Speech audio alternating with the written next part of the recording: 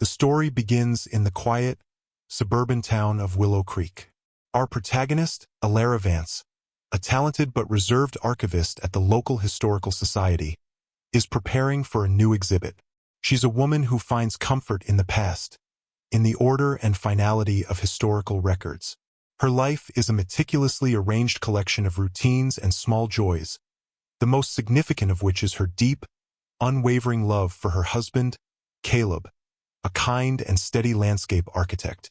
They are the picture of domestic bliss, their home a sanctuary filled with books and the scent of rain. The unsettling quiet of their perfect world is first disturbed by a seemingly innocuous event. While sifting through a dusty box of donations from a recently deceased centenarian, Elara comes across a worn, leather-bound photo album. The album, filled with sepia-toned snapshots from a bygone era, holds no particular value at first glance. It's just another relic of someone else's life, a forgotten collection of memories. But then, she turns a page, and there it is, a photograph from the 1920s. A woman stands by a wrought iron gate, a faint smile on her face, her eyes holding a hint of melancholy. Her hair is in a bob, framing a heart-shaped face. Her posture is elegant, almost regal. The clothing, a simple day dress, is a testament to the era. But it's not the setting or the clothes that seize Elara's breath. It's the face. The woman in the photo looked exactly like her. The same subtle curve of the nose, the same specific tilt of the chin, the exact same shade of almond-shaped eyes. It wasn't a resemblance. It was an eerie, perfect duplication. A doppelganger from another time. A chill that has nothing to do with the air conditioning races down Elara's spine. She dismisses it at first. It must be a trick of the light, a random genetic quirk. After all, the world is full of people who look alike. But the image is unsettling. It lodges itself in her mind, a splinter in the otherwise smooth wood of her reality. She shows the photo to a colleague, a seasoned historian named Mr. Abernathy, who is known for his dry wit and even drier demeanor. He peers at it through his bifocals, his brow furrowed. "Remarkable resemblance," he mutters, handing it back with a shrug. The world is a strange place, but for Elara it's more than strange. It feels personal. The woman in the photo, she learns from a faded caption on the back, was named Lillian Hayes. Lillian lived in Willow Creek, and the photo was taken just a few blocks from where Elara and Caleb live now. The coincidence feels too sharp, too deliberate. Elara finds herself drawn to this ghost from the past, spending her lunch breaks poring over old town records, searching for any mention of Lillian Hayes. Her search becomes an obsession. She discovers that Lillian was the daughter of a prominent local family, a woman of great beauty and social grace. But the records are strangely sparse beyond that. There's a mention of her engagement to a man named Jasper Reed, a traveling merchant. But then, a sudden silence. No marriage record, no death certificate, nothing to indicate what became of her. It was as if she had simply vanished. The trail goes cold, but the more Elara digs, the more she feels a phantom connection, an invisible thread pulling her closer to this woman who looked so much like her. The obsession begins to affect her relationship with Caleb. He notices her distraction, her late nights spent hunched over her laptop, lost in the digital archives. He's concerned but also understanding, chalking it up to a new, intense research project. "You're so passionate about your work, honey," he says with a gentle smile, unaware of the spiraling mystery consuming her. But her passion is a growing unease, a gnawing curiosity that refuses to be sated. One evening, while researching a different family, she finds a single, cryptic entry in an old police log, a report from the 1920s about the disappearance of Lillian Hayes. The report is brief and vague, mentioning only that foul play was suspected, but no body was ever found. And the prime suspect, Jasper Reed, he too, vanished without a trace shortly after Lillian's disappearance. The perfect romance, the one implied by the engagement, was a lie. It was a tragedy, a story of a woman swallowed whole by a man she trusted. Elara feels a profound sense of sadness for Lillian, a woman she has never met but feels she knows. It's not just a historical case. It's a shared fate she can't shake. The more she learns, the more the uncanny resemblance ceases to be a curious anomaly and begins to feel like a warning. Premonition. She finds herself staring at her own reflection, seeing not herself, but the echo of Lillian's face. The past isn't just a collection of documents anymore. It's reaching out, its cold fingers brushing against her skin. She decides to drive to the address where Lillian's house once stood. The lot is now occupied by a new, modern home. As she sits in her car, staring at the manicured lawn, a feeling of deep dread washes over her. The past is calling to her, and the voice on the other end sounds exactly like her own. And she realizes, with a sickening jolt, that the woman in the photo wasn't just a stranger who looked like her. She was a woman whose story, a century later, felt chillingly, terrifyingly familiar. The stage is set. The mystery is born. And Elara, driven by a connection she can't explain, is about to follow a ghost into a labyrinth of secrets, where the past and present are dangerously, devastatingly entwined. Elara's investigation into Lillian Hayes intensifies, transforming from a historical curiosity into a full-blown personal quest. She visits the local library, poring over microfiche reels of old newspapers, her fingers dusty with the residue of history. The library feels like a tomb of forgotten stories, each reel a life waiting to be unearthed.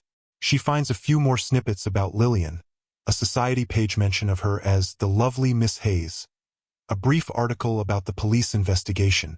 The articles are frustratingly sparse, almost as if someone had deliberately tried to scrub Lillian's name from the public record. But Elara is tenacious. The unsettling feeling that she's looking into a distorted mirror of her own life pushes her forward. One afternoon, a librarian, a kind older woman named Martha, notices Elara's deep focus and her repeated requests for the same historical records. Martha, a walking encyclopedia of local history, strikes up a conversation. When Elara mentions her research into Lillian Hayes, Martha's eyes widen slightly. "Oh, the Hayes case," she says quietly, her voice a hushed whisper. "A true local mystery. But they say, the truth was never in the papers." Martha tells Elara about the Hayes family's influence, how they were powerful enough to control the narrative. They didn't want a scandal. They wanted their daughter's disappearance to be a quiet tragedy, not a sensational murder. And the town, dependent on the Hayes' generosity, cooperated. The police report was likely watered down, the investigation a formality. The real story, Martha says, lives in the whispers, in the dusty, unsanctioned journals and letters that were never meant for public consumption. This new lead sends Elara down a darker path. She starts looking for private collections, for the descendants of old Willow Creek families. Her search leads her to a distant relative of the Hayes family, an elderly woman named Genevieve, who lives in a stately, if slightly dilapidated, old mansion on the outskirts of town. Genevieve is initially reluctant, her memories of the scandal a source of shame and pain. But Elara's genuine passion and her uncanny resemblance to Lillian eventually break through Genevieve's reserve. Genevieve, frail but sharp-minded, shows Elara an old box of personal effects belonging to her great-aunt, Lillian. Inside, Elara finds a small, elegant journal with a lock. The lock is rusted, but Genevieve produces a tiny, antique key from a velvet pouch. The key, she says, was given to her by her mother, who was told to never speak of what was inside. She hands it to Elara, her gaze piercing. "Maybe you were meant to find this," she says, her voice trembling. The journal is a treasure trove of Lillian's hopes, fears, and a meticulously documented love affair with Jasper Reed. The early entries are filled with the breathless anticipation of a young woman in love. She writes of Jasper's charm, his deep, expressive eyes, his promises of a future together. But as the entries progress, the tone shifts. The hope is replaced by a creeping dread. Lillian writes of Jasper's possessiveness, his controlling nature, the sudden, terrifying flashes of anger. He wasn't the man she thought he was. He was a monster wearing a charming facade. Lillian's last entry is dated the day of her disappearance. It's a short, frantic scrawl. "He knows. I found it. I found what he's been hiding. He says he'll never let me go. I'm afraid. I'm so afraid. But what did she find? The journal offers no clue. It is a dead end. Elara feels a wave of despair. She was so close, yet the central piece of the puzzle, the secret that got Lillian killed, remains hidden. Her frustration and obsession bleed into her marriage. Caleb, concerned, confronts her. Elara, what's going on? You're not yourself. It's just a historical project. But it's not just a project. It's a mirror, and she's terrified of what she sees in it. She tries to explain, to tell him about Lillian, about the photo, about the chilling similarities. Caleb, though he tries to be supportive, can't fully grasp the magnitude of her fear. It's a coincidence, honey, he says, his voice full of a love she suddenly finds a little frightening. It's a love so perfect, so complete, that it feels fragile, as if a single crack could shatter it. The similarities between Lillian's life and her own begin to mount, becoming too numerous to dismiss as mere chance. Both women were private, both found solace in order and history. Both fell in love with a man who seemed to be everything they ever wanted. And both lived in the same quiet town, in a home built on the very ground where another tragedy had already unfolded. It's as if a century-old script is being replayed, and Elara is the unwilling actress in the final, deadly act. The climax of this part comes from a chilling, unforeseen discovery. While cleaning out an old desk in the basement of her own home, a piece of furniture passed down from the previous owners, Elara finds a secret compartment. Inside is a small, tarnished silver locket. It's a replica of the locket Lillian often wore in her photos. Elara opens it. The locket is empty, but then she notices a loose panel at the bottom of the compartment. Prying it open, her hand trembles. Inside, nestled in a bed of old velvet, is a single, faded, and slightly crumpled photograph. It's a photo of Jasper Reed. And as she stares at his face, her breath hitches. It's a black and white image, but there is no mistaking it. The smile, the specific angle of his jaw, the deep, dark eyes. They are Caleb's. Jasper Reed was Caleb's grandfather. The revelation hits her like a physical blow. The man she loves, the man she trusts implicitly, is directly tied to the man who murdered the woman who looks exactly like her. The photo is a damning piece of evidence, a horrifying link between her present and Lillian's past. The coincidence is no longer a coincidence. It's a legacy of deception and betrayal, a century-old curse that has found its way to her doorstep. And in that moment, the perfect love she and Caleb shared feels like a trap. The sanctuary of her home, a cage. The realization is a scream caught in her throat, a terrifying silence that promises a storm. The discovery of the photo of Jasper Reed, who is Caleb's grandfather, shatters Elara's world. The perfect, loving reality she knew is now riddled with cracks, and through them, she sees a disturbing, shadowy past. The man she loves, the man whose hands she holds, is the direct descendant of a killer. The horrifying parallels between her life and Lillian's are no longer just uncanny. They feel deliberate, a macabre reenactment orchestrated by fate. Elara's behavior becomes erratic.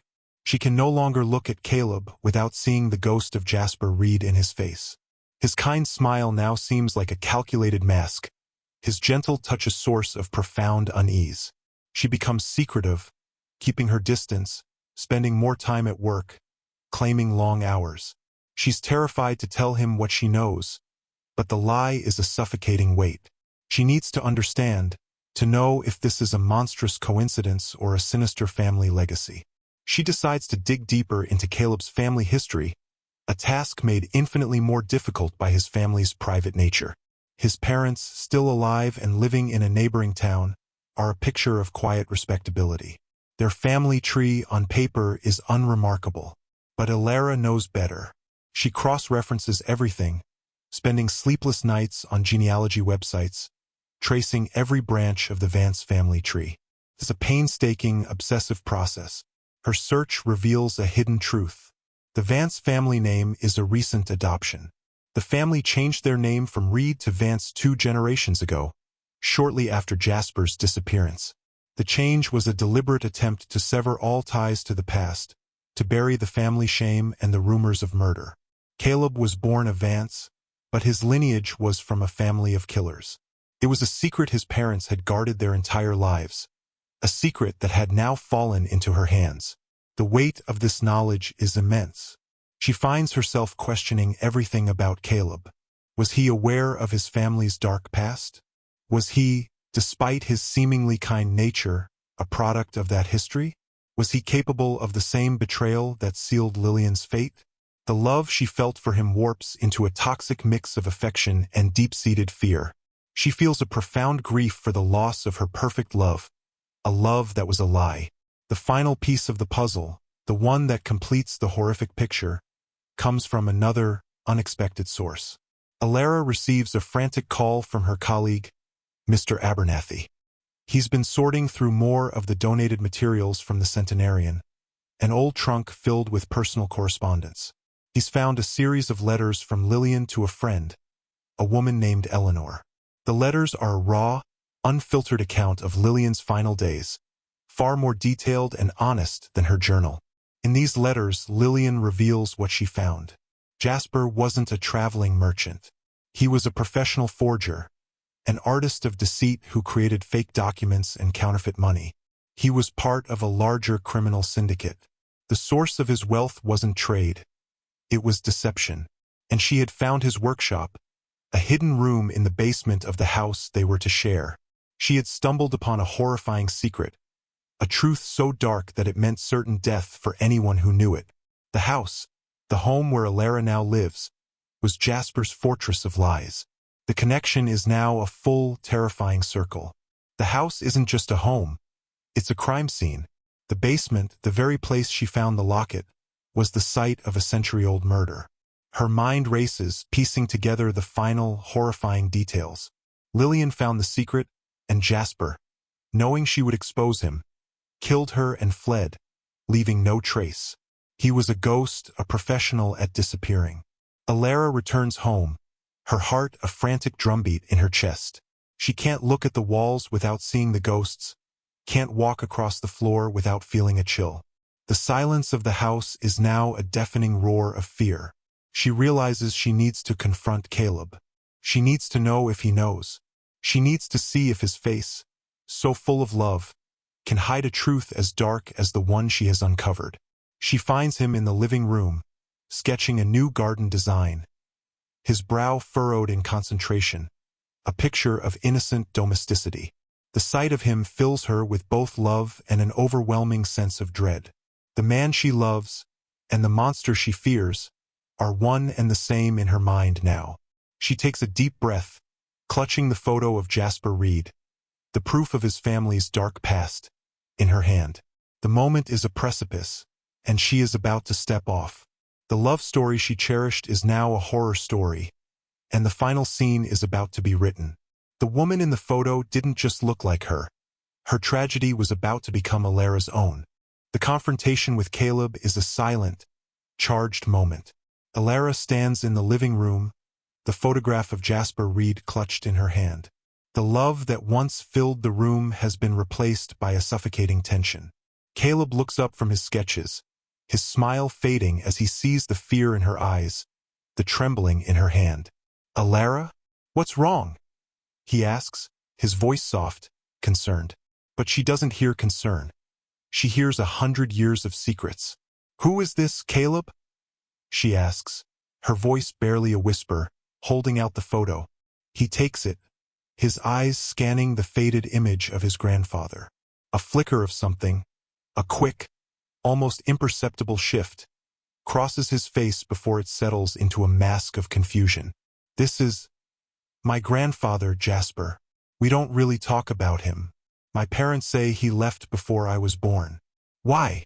Elara's heart sinks. The lie is so perfectly delivered, so effortlessly a part of him. But she knows better. She knows the truth, the one a century of lies has tried to bury. She tells him everything. About the historical society, about the photo of Lillian, about her discovery of the family name change, and finally about Lillian's letters and the revelation of what she found in the basement. Caleb listens, his face a kaleidoscope of emotions. Confusion, disbelief, and finally, a deep, profound sadness. He doesn't deny it. He confesses. His voice is a low rumble, filled with a century of inherited shame. My parents, they told me when I was a teenager. They wanted me to know the truth about our family.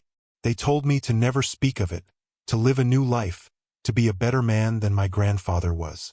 Elara's carefully constructed world implodes. The love she felt was real, but it was built on a foundation of a lie. The man she married, a man of integrity and kindness, was also the vessel for a dark family legacy. He was born with a burden he didn't choose, a secret that had defined his entire life. The realization isn't one of betrayal, but one of overwhelming sorrow. The ghost of Lillian Hayes wasn't a premonition. It was a warning.